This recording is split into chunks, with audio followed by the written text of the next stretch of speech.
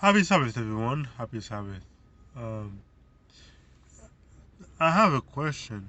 Is it true that in the Bible it is that women are deemed subservient to men?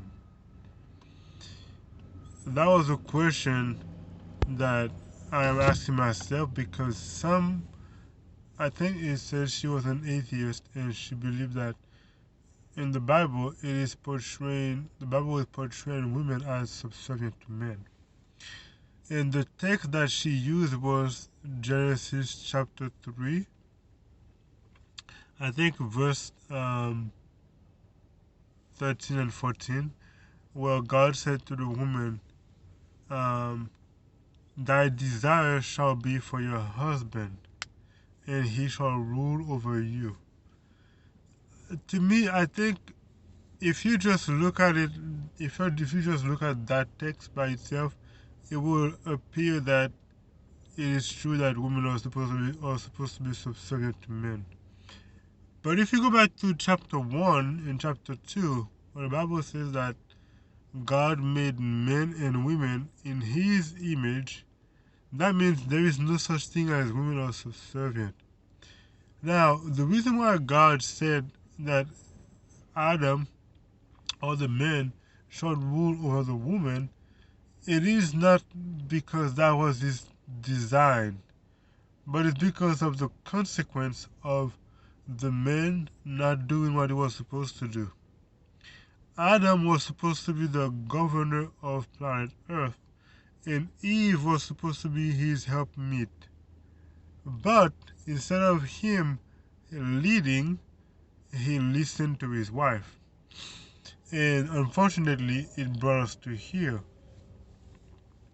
Now, on today, I'm not gonna go into all the details of what I would say, but I would say this: if any woman think um, that it is true that the Bible is deeming women subservient to men, then what we can say is, if women are not supposed, if let's say it is true that women are supposed to be subservient to men, then women cannot ask for a man who is taller than them, who makes more money than them, who has more knowledge than them, who is um, in basically another way in a higher status than them. And so, to the woman who thinks that the Bible is deeming women subservient, if that's what you believe, then we can also say that that could be true because of the criteria that most women are asking from a man.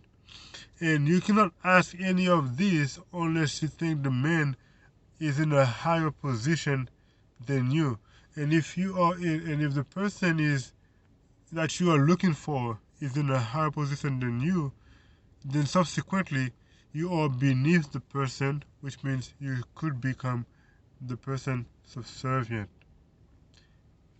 I'm not gonna go into all the details, but next time I'm gonna explain why it is not true that women are subservient to men. But until then, this is the Open VR TV. Food for thought.